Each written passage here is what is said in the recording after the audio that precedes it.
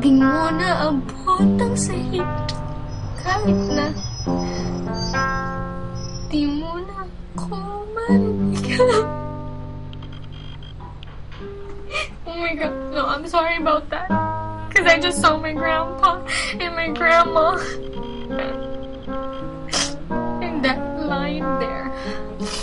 And now, hindi na siya marinig ng lola ko.